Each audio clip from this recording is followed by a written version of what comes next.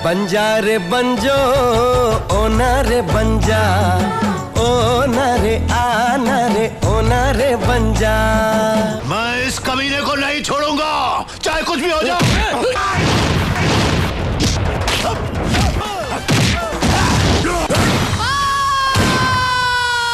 जातिवाद को हमें घर घर में फैलाना है, पर सच यह है कि उससे मैंने मारा।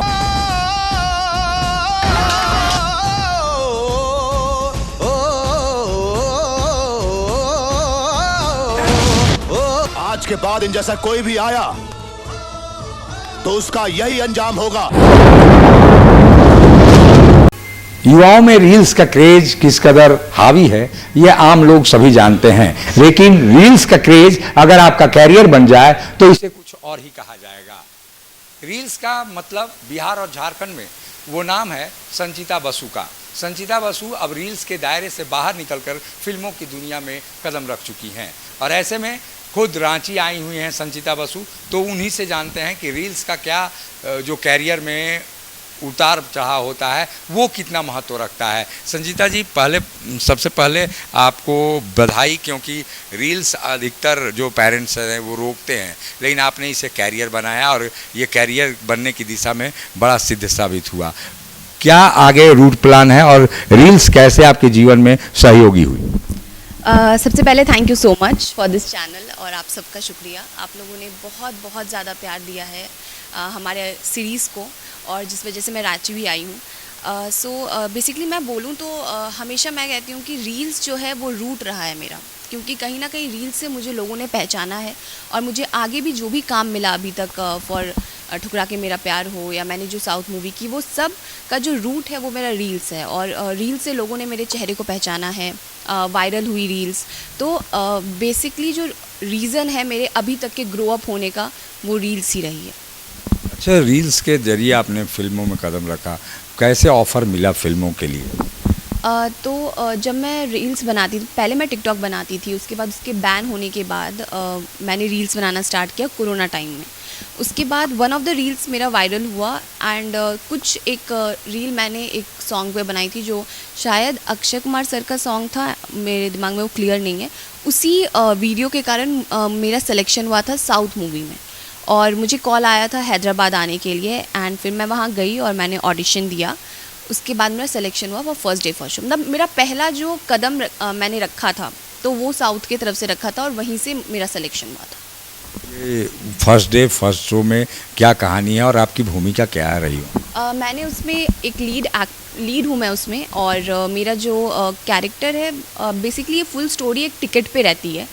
कैसे स्ट्रगल करते हैं एक लड़का लड़की फॉर हर फेवरेट हीरो उसके टिकट के लिए। So first day first show देखना चाहते हैं। सो ये बेसिकली एक कॉमेडी स्टोरी रहती है और मज़ेदार है और लोगों को पसंद आई थी। लोगों को पसंद आई थी। आपका बैकग्राउंड क्या है और कभी पेरेंट्स ने रोका नहीं कि इस दुनिया में नहीं जाना चाहिए? क्योंकि रील्स बनाते वक्त लोग ये धारणा रखते हैं कि बच्चे पढ़ाई से इतर हो रहे हैं या उनका कैरियर बर्बाद हो रहा है। बेसिकली आई थिंक मैं बहुत सिंपल फैमिली से आती हूँ, बहुत ही ज़्यादा सिंपल फैमिली और मेरी जो रूटीन रही थी जब मैंने स्टार्ट किया था, स्कूल जाना, स्कूल में पढ़ाई करना, घर आना, रील्स टिकटॉक बनाती थी।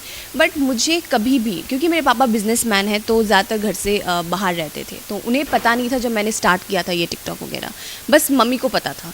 सो मम्मी बहुत सपोर्टिव रही फॉर द फर्स्ट डे। वो खुद ही मेरा वीडियो बनाती थी, आज भी मम्मा ही बनाती हैं।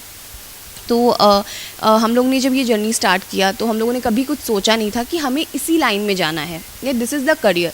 जस्ट फॉर एंटरटेनमेंट हम लोगों ने स्टार्ट किया, फिर धीरे धीरे लोगों को पसंद आने लगा और फिर हमारी जो होता है ना, आपके काम को जब लोग पसंद करने लगते हैं तो आपका इंटरेस्ट डबल बढ़ जाता है उसमें कि अच्छा लोग पसंद करें तो अब ये वीडियोस बनाऊंगी। और आज तक भी मेरे में सिर्फ वो एक्साइटमेंट ही है कि मैं ये वीडियो बनाती हूँ कि लोगों को पसंद आएगा, वो बनाती हूँ क्योंकि हमने कभी प्रेशर नहीं लिया कि यार यही करना है और ऐसे ही करना है। ये कहीं ना कहीं मैं भगवान की ब्लेसिंग समझती हूँ और मेरे जितने भी फॉलोअर्स हैं जिन्होंने मुझे इतना सपोर्ट किया है उन लोग का प्यार समझती हूँ, जो ये रास्ते बनते चले गए। और कभी भी बेसिकली ये सीरीज़ भी मैंने जब स्टार्ट किया तो मैंने कभी नहीं सोचा था। मुझे पता था लोगों को पसंद आएगा, बट इतना ज़्यादा प्यार मिलेगा ये भी नहीं सोचा था। तो ये सारी चीज़ें मैं पूरा श्रेय देना चाहूँगी अपने फॉलोअर्स को और मम्मी पापा एंड भगवान को भी, क्योंकि उन्होंने रास्ता इतना आसान कर दिया। एंड मम्मी पापा को बेसिकली बहुत दिनों तक नहीं पता था कि मैं टिकटॉक बना रही हूँ। जब फर्स्ट टाइम पेपर में आया था ना, देन पापा ने बोला था ये क्या कर रही हो, क्योंकि ऑफ कोर्स पापा का, आप बिहार झारखंड जाओ तो हर पिता का एक नज़रिया होता है चीज़ों को देखने का, तो उनका था कि यार नहीं मत करिए। बट आज जब धीरे धीरे आगे बढ़ रही हूँ और पापा चीज़ों को समझ रहे हैं, देन फर्स्ट टाइम पापा ने कहा कि अच्छा किया तुमने। लोग समझने लगते हैं जब आपका काम बाहरी लोग पसंद करने लगते हैं और आपको सपोर्ट करने लगते हैं। चीज़ें इसलिए मैं कहती हूँ, चीज़ें इसलिए आसान हुई क्योंकि लोगों ने प्यार दिया है। अब आगे क्या करना है, क्या फिल्में हैं आपके पास और आगे और किस तरह से रास्ता तय करेंगे? बेसिकली अभी जो अपकमिंग मुझे प्रोजेक्ट लग रहा है बहुत जल्दी, आई थिंक आप लोगों के इतने प्यार से होप सो ठुकरा के मेरा प्यार सीज़न 2 आए। एंड बाकी जो भी प्रोजेक्ट्स हैं वो मैं आप लोग को धीरे धीरे डिक्लेयर करूँगी, क्योंकि कुछ ऐसी चीज़ें जो मैं नहीं बता सकती अभी, जब वो कंफर्म हो जाती है तो मैं बहुत खुश होंगी कि आप लोगों से शेयर करूँ। ठुकरा के मेरा प्यार जो पहला सीरीज आपने किया, उसको कैसा रिस्पांस मिला और आप खुश हैं इस रिस्पांस? बहुत बहुत खुश हूँ। ठुकरा के मेरा प्यार एक लाइफ चेंजर मैं मानूंगी अपने लिए। मैं बहुत ब्लेस्ड हूँ कि आप लोगों ने मेरे फर्स्ट सीज़न को, फर्स्ट सीरीज़ को इतना ज़्यादा प्यार किया, इतना ज़्यादा प्यार दिया कि ये इंडिया 2024 का मोस्ट वॉच्ड सीरीज़ बना है। एंड सेकेंडली इंडिया का सारे रिकॉर्ड उनने ब्रेक किए हैं, क्योंकि सबसे ज़्यादा सब्सक्रिप्शन हॉटस्टार पे लिया गया है इस ईयर इस सीरीज़ को देखने के लिए। सो इट्स ऑल बिकॉज लोगों को स्टोरी पसंद आई जो कमल पांडे सर ने लिखी है, और हमारे डायरेक्टर जो रही हैं वो श्रद्धा मैम, प्रोड्यूसर सचिन सर, हम सबकी जो टीम अप थी वो सब बहुत खुश हैं। हम लोग अभी भी कॉल करते हैं तो हम लोग ये बातें करते हैं कि हम लोगों ने सोचा नहीं था कि इतना ज़्यादा प्यार मिलेगा। ये कुंभ का मौका चल रहा है इस समय, आपने कुछ कुंभ पे किया है, कुंभ पे बनाया है कुछ ने? कुंभ पे मैं मतलब इतना ज़्यादा रील पे वो वायरल हो रहा है, मैंने कुछ बनाया नहीं, बट हम लोग के घर में बहुत दिनों से ये प्लानिंग चल रही है कि हम लोग कुंभ जाएं, क्योंकि मेरे लिए बहुत अच्छा है। हम लोग रोज़ बोलते हैं, अभी पापा भी प्लान कर रहे थे अभी सुबह में भी कि हम लोग फुल फैमिली चलते हैं। बट क्या है कि क्योंकि मैं रांची आ गई अभी इस इवेंट के लिए, क्योंकि मुझे कुछ काम के लिए मुंबई जाना है, तो वी आर प्लानिंग की एंड तक भी एक बार तो ज़रूर जाएँ।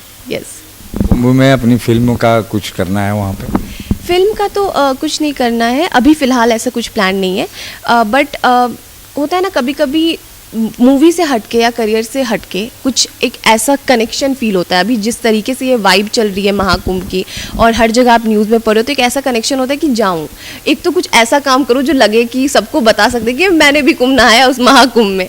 सो वो वाली फीलिंग मेरे अंदर भी बहुत है। संचिता, एक अलग सवाल है कि जो आपने हिंदी फिल्मों में भी, हिंदी फिल्म को भी किया है, तेलुगु फिल्म भी कर रही हैं, तो ऐसे में दोनों का बेसिक जो डिफरेंस है वो क्या है, दर्शकों को बताएंगे?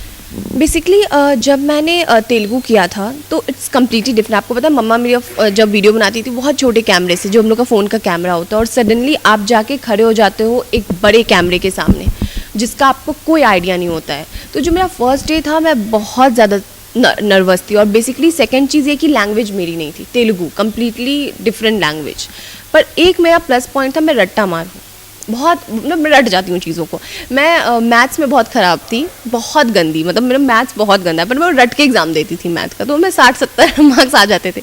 तो वो रटने का टेक्निक मैंने तेलुगु में किया था डायलॉग्स में, तो मैं रट के गई, और वो मुझे बेसिकली तेलुगु में एक ही चीज़, थोड़ा लैंग्वेज क्योंकि मुझे नहीं आता था तो थोड़ा उसमें कठिनाई होती थी डायलॉग डिलीवरी करने में, अपने एक्सप्रेशन को सामने रखने में, जो मैं 100% एक्सप्रेस देना चाहती थी। तो मैं हमेशा सोचती थी कि मुझे हिंदी में एक चांस मिले जिससे मैं अपने एक्सप्रेशन को या जो भी मैं फीलिंग्स है वो अच्छे से पर्दे के सामने एक्सप्रेस कर सकूँ।